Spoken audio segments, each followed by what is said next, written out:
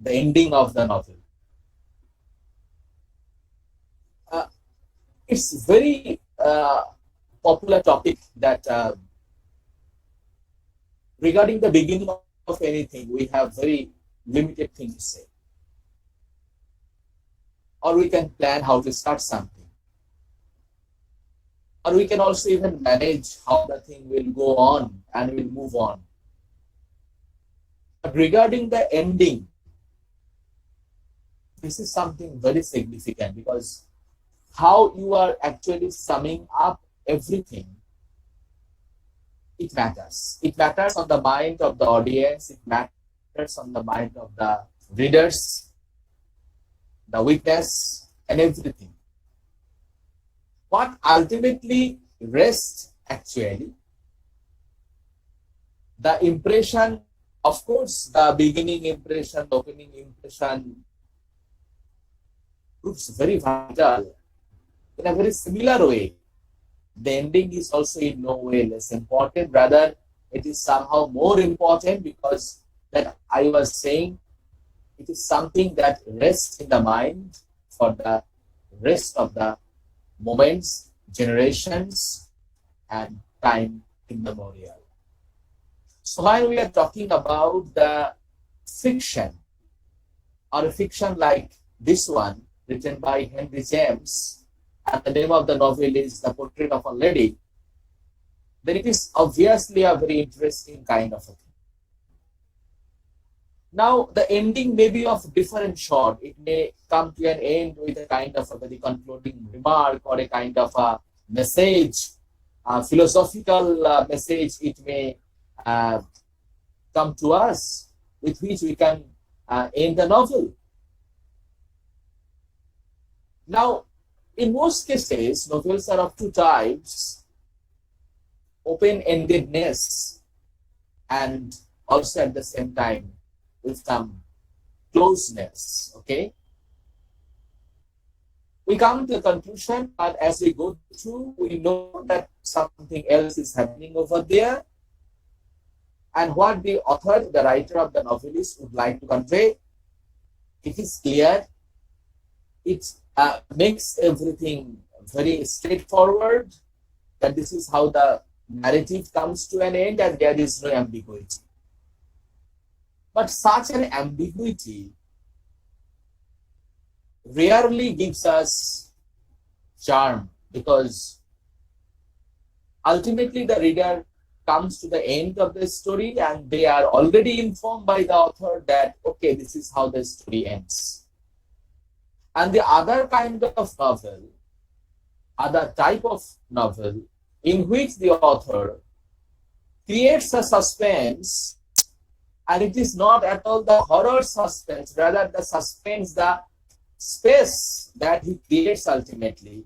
He gives the opportunity to the reader to become a part of the novel. And this is very significant. The first kind of novel that I was talking about, which is a very close-knit novel and nothing left to say, everything is declared, this is how the narrative comes to an end, this is one kind of novel. But the other kind of novel that I was talking about, in which something is left, something is lacked, something is not specified, specifically mentioned, in that particular case, it is the responsibility of the reader, it is the responsibility of the witness, that they will come and they will actually ultimately make the whole scenario complete. This is more charming, more cerebral, more thought-provoking, more intellectually inspiring. In the previous kind of novel, the author never allows any space to the reader. He is someone who gives the final statement. He is someone who has the authority to say the last word.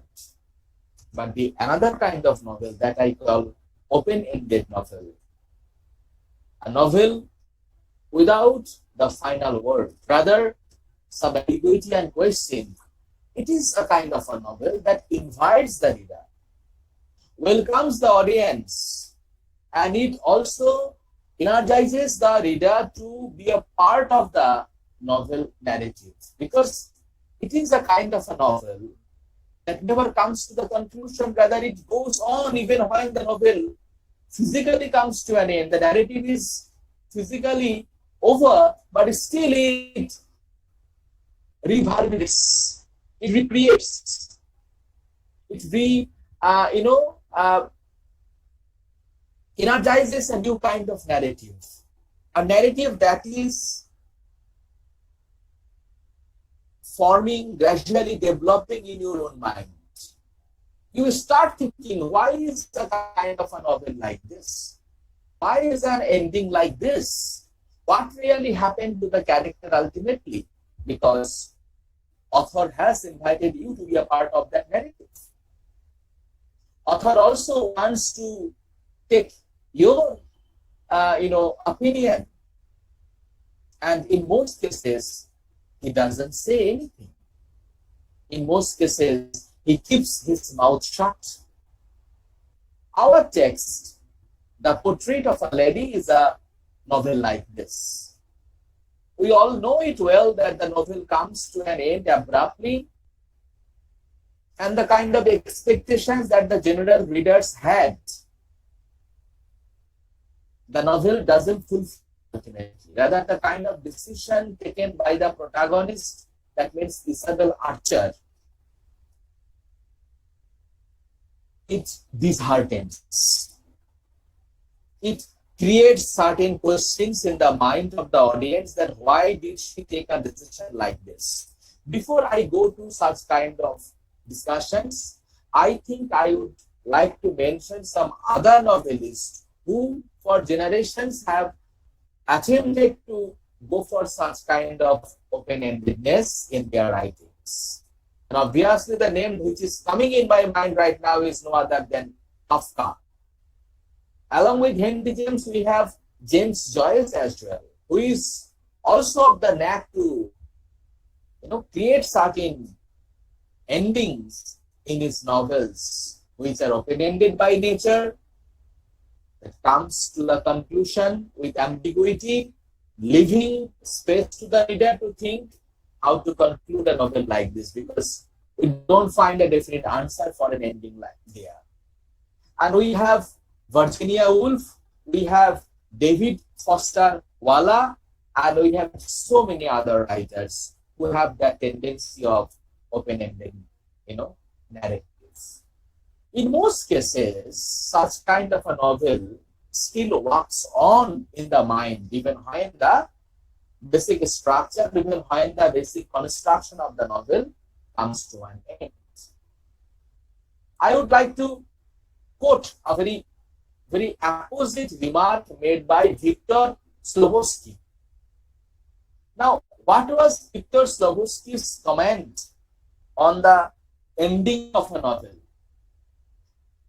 Slobosky opines that a novel can come to an end. It has to, because a narrative cannot be unending, It has to come to an end. Now, Slobosky is putting the comment that a novel can come to an end but has no ending. Because finishing a novel would mean knowing the future. And we don't know the future. Unquote. So, it is a very interesting comment. When our life is full of uncertainties, we don't know what is going to happen in next few hours. We don't know what is going to happen tomorrow. We don't know what is going to happen in next month.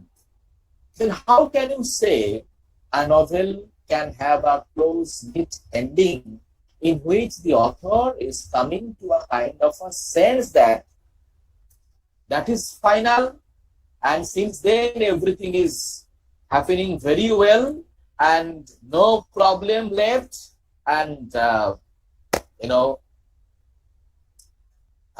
everyone started living very happily ever after. I would like to mention another very important novelist in this context, and he is no other than Joseph Conrad. Now, Joseph Conrad was also of the very same opinion. It was his opinion because Joseph Conrad was a kind of a continuous researcher, thinker, how to write a perfect kind of a novel. So it was of Conrad's opinion too that the novel should come to an end, and it should come to an end episodically, gradually, not all on a sudden, not abruptly, because life is also episodic by nature. So I quote Conrad here, the way episodes in life ends, quite in a similar way, the episodes of a novel should come to an end. It should not be on the end abruptly. There must have certain stages, there must have certain positions, there must have certain categorizations that will ultimately help us to. Now, Isabel Archer's return to Rome, that is the central issue of today's talk. And this is the point of departure in today's talk. And this is some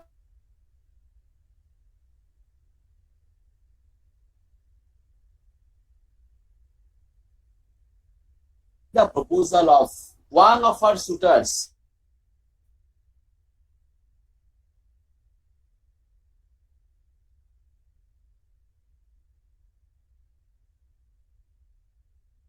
time Godud was in a relationship with another woman, but still his passion, I am using the word quote unquote passion here, still had his passion for Isabel Archer, we cannot forget. And the passionate attitude, the passionate kiss he made, that was the only moment of passion that we find so brilliantly narrated and expressed in the novel. But still we find that in such kind of a very emotionally attached moment, we find Isabel Archer is very non-responsive, and she couldn't take a decision to go to Gaspar Godud and to follow the path, the kind of proposal. Even at that very stage, it was made to Isabel Archer. Rather, Isabel Archer decided to go back to Rome and join probably her husband, Gilbert Osmond over there. Regarding such kind of an ending, that creates different counter opinions, because so many readers, so many opinions are there, and so many criticisms are also available everywhere, in which we find that what to narrate. And I am taking help of Quentin Anderson here. And Quentin Anderson was very much straightforward to put the comment on the decision of Isabel. And it was Anderson's comment that Isabel's return to Rome is fully consistent. And Anderson never finds any kind of wrong decision on the part of, Isabel Archer. Isabel Archer, as the character is introduced to us quite early in the narrative, it is very much clear to us that she wanted to experiment her life in totality. She wanted to explore the true meaning of life. Now, in a particular stage of the novel, we find Isabel Archer to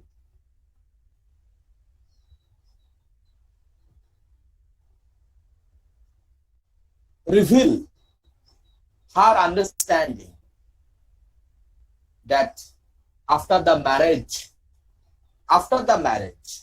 she was revealing that she got the idea what the true meaning of life is.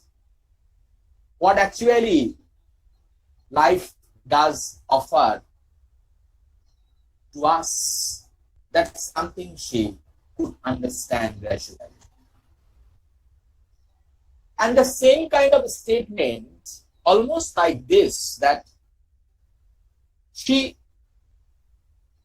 the readers are often in indecision, we are in confusion, but on the part of Isabel Archer, probably there was no confusion at all. It was around chapter 40 and later on, where we find Isabel Archer to share her feelings and opinions and observations of life to Henrietta Stackpole, and then she was there to share with Henrietta Stackpole that life basically to her is a kind of a journey, philosophical journey. So the marriage actually is offering her a new window, a new insight that so long she never had. And the new vistas of life gives her the opportunity to know and to interpret gradually. In this huge panorama that we call life, that she would like to put certain quote-unquote footnotes at the end or later in any stage of her life. So she thinks that marriage itself is an experience, and this is a necessary experience, and this is something should not be avoided. It may be a good one or it may be not be a good one. So the kind of debate we the readers are involved in, we the thinkers and the critics of this particular novel we are involved in, on the part of Isabel Archer, probably she has no such confusions at all, and she is in no way in such debates at all. The interesting thing is that she is very much clear-cut, and I am curious to quote that very very popular kind of remark made by Socrates regarding marriage in this particular context. That it was Socrates who popularly said that if someone is married to a wife, woman, and after the marriage everything is very fine, then the decision was good. The marriage is very well, life is full of satisfaction. And now if the marriage is found a kind of a failure, it is something that it found ultimately that the life is nothing but a disaster, there is no problem. You must be a philosopher then. So that kind of approach somehow, as a reader, I find on the part of Isabel Archer that, okay, the marriage was not very happy, no doubt. It was not a very satisfactory marriage ceremony experience on the part of Isabel Archer, no doubt. But ultimately what we see and what we find over there is she would like to learn through marriage. The philosophical knowledge that she would like to gain through marriage, this is very important and this is very significant. So I would like to take another reference, and this one is by Mathiesen. And Mathiesen was there that the ending of the novel is quote unquote, an open ending. Obviously, regarding the open-endedness of the novel, there cannot be any confusion. But I would like to go back to the character once again in this discussion of what kind of responses Isabel Archer received from the suitors. All the suitors who came in front of her, the society that she met in her illustrious and varied life, what was something like that? So almost the four characters, male characters, whom Isabel Archer met, and everyone had some offer, okay? Everyone had a kind of a very interesting offer that they can make Isabel Archer very happy after the marriage. And it was a kind of a lucrative offer. Everyone had their own agenda. Everyone had their own kind of lucrative proposal that I often would like to term as nothing but imitations, provocations, that they in their own way actually trying to convince, they wanted to provoke, they wanted to tempt in their own way. It was a very tempting proposal almost from all the four characters. Now, apparently she was rejecting one after another. However, whatever temptations there were in, she was always there to reject one after another. And ultimately, she proves a kind of a winner in her own psyche, in her own understanding, in her own decision. Isabel Archer wanted to travel alone. And look, this journey of being alone, she continued till the end of her career. And we all know that this is a kind of a very famous kind of statement that those who travel in herd, H-E-R-D, they need not to have much courage. But those who can walk alone, you have to understand, they are the human beings who are full of courage.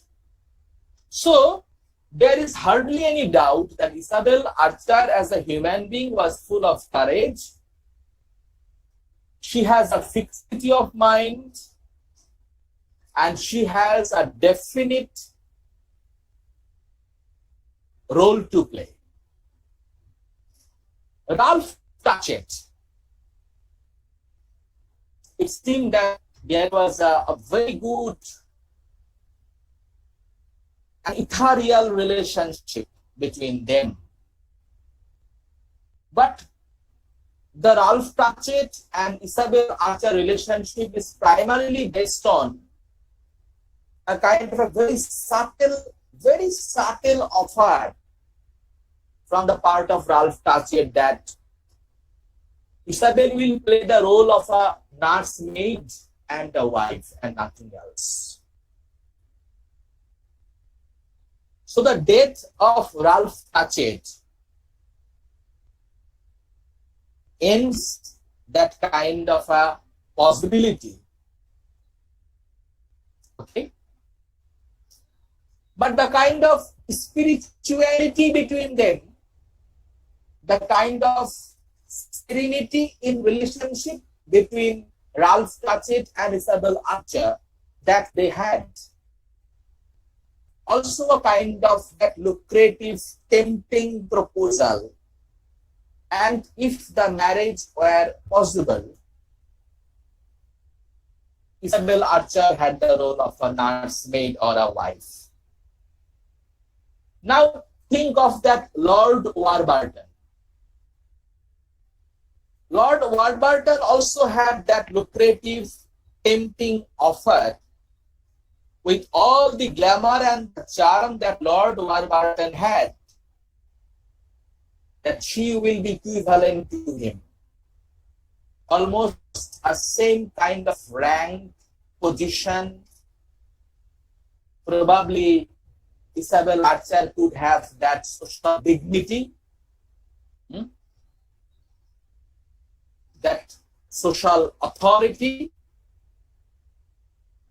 But once, if a marriage or between Isabel and Lord Warburton would have been there, so probably she would get confined.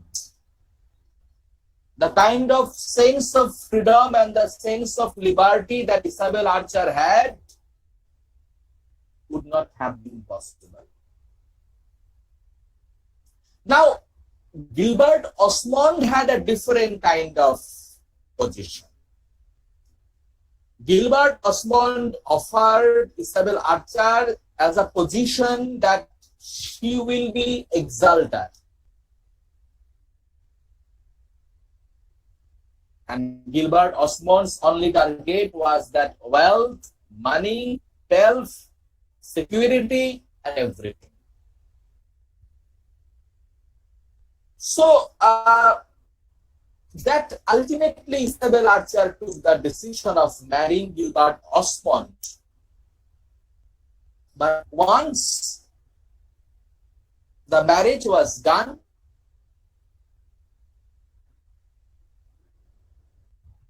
Isabel Archer could taste the bitter, sweet experience of life. She became more and more clear that the life's only journey has to be made by Ellen, and no one can uplift you, no one can give you the space, no one can give you that opportunity to look further. The kind of agenda, the kind of aspiration, the kind of momentum you had in mind, it can hardly be fulfilled by someone else, even by your partner. And it is you only who can do, who can fulfill the rest of the thing. Now, Caspar Goodwood and Isabel Archer, this duo actually no way, commensurate. They don't fit each other in that sense. So the kind of self-respect and the dignity that Isabel Archer actually expected throughout her life, we have no doubt at all the kind of passionate exuberance that Caspar Goodwood shows all the time for Isabel Archer. He could hardly afflict the position of Isabel and could give her the self-respect that she was seeking in life. So it would be a kind of a wrong decision at all. And I have, as a reader, no doubt at all that Isabel took the right decision. What is my opinion? My opinion is that Isabel took the right decision of not following the path and the proposal of Caspar Goodwood, and then taking the decision of going back to Rome. Now, going back to Rome, is it a compulsion? Not at all. In a particular context, Isabel Archer declared to Henrietta Stackpole that that she would not like to express, she would not like to publish her wounds, her emotions, her personal upheavals. Look, think the dignity that Isabel Archer possesses. She never wants to quote unquote publish the word as it is available in the novel is published. It is not to be read by whole universe. It is not to be read, interpreted, explained by everyone. It is something that has to be kept inside at the very core of the heart. Isabel Archer never wanted to publish her emotion. She never wanted to be a matter of joke, matter of indecision. Her return to Gilbert Osmond, not for Osmond's sake, but to maintain her own dignity, but to maintain her own self-respect that she was after this particular issue throughout her career of life. Another version says, another person also thinks that sense of responsibility has grown up more and more. She cannot be fickle-minded. The fickle-mindedness that was still present in the case of Gilbert Osmond, we don't find the fickle-mindedness on the part of Isabel Archer. She is so mature now. And now she has, by default of the marriage, a daughter called Pansy. Now somehow there is a very good relationship, emotional bond between Isabel Archer and Pansy. And it is that sense of responsibility, sense of love, sense of attachment that she genuinely feels when she is closely rooted, deeply connected to Pansy. Now the question is it for Pansy that decided to go back home? Yes, possibilities are there, and we cannot say final, but possibilities are there. And obviously, I must say it is not for the sake of Gilbert Osmond, love for Osmond, rather the self-respect, responsibility, going back to him is actually heightens the possibility of getting freedom of mind. The freedom of mind that Isabel Archer was trying to have so long. So that's all from my side today, and that's what I wanted to say about the ending of the novel. Thank you so much for your patient listening.